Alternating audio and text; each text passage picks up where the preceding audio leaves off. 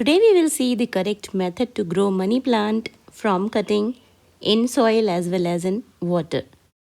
So I have collected these cuttings of golden pothos from my hanging basket which was overgrown, and I will grow it in water in this bowl as well as in soil in this small pot. So let's get started.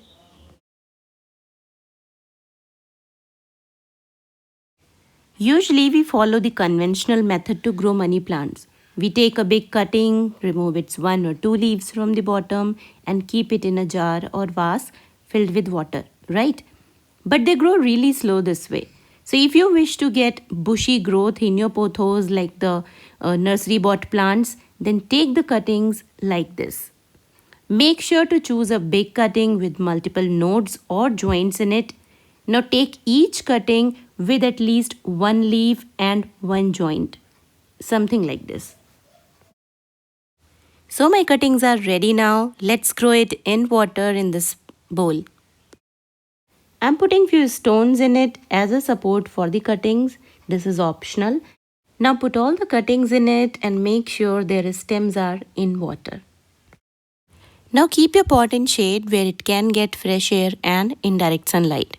Keep changing its water every 7 to 10 days, and within 2 weeks it will start developing roots, new shoots and leaves. Now let's grow these cuttings in soil. Here I'm taking a pot with multiple drainage holes and I'll keep this coir at the bottom. You can use pebbles or mesh to avoid excess drainage of soil. And for potting mix, I have taken 50% garden soil and 50% coco peat. You can mix some compost also if you wish. However, you can grow these cuttings only in garden soil or only in coco peat also. Now put all the cuttings at the center and top it up with some more soil. Water it well and keep it in semi-shade area.